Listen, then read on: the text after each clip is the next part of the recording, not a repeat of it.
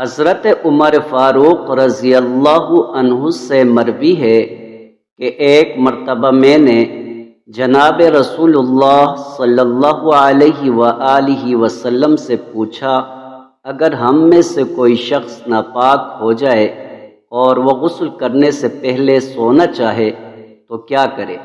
نبی صلی اللہ علیہ وآلہ وسلم نے فرمایا، نماز والا وضو کر کے سو جائے۔ مسند احمد، حدیث نمبر 90۔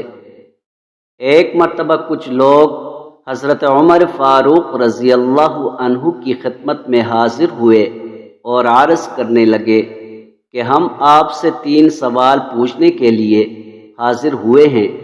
نمبر 1، گھر میں نفلی نماز پڑھنے کا کیا حکم ہے؟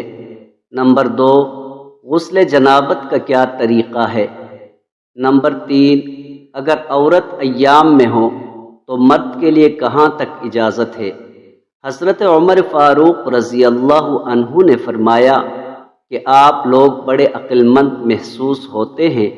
میں نے ان چیزوں سے متعلق جب سے نبی صلی اللہ علیہ وآلہ وسلم سے دریافت کیا تھا، اس وقت سے لے کر آج تک مجھ سے کسی نے یہ سوال نہیں پوچھا جو آپ لوگوں نے پوچھا ہے۔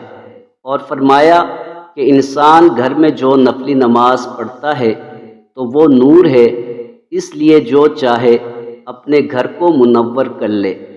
غسل جنابت کا طریقہ بیان کرتے ہوئے فرمایا، پہلے اپنی شرمگاہ کو دھوئے، پھر وضو کرے اور پھر اپنے سر پر 3 مرتبہ پانی ڈال کر حسب عادت غسل کرے۔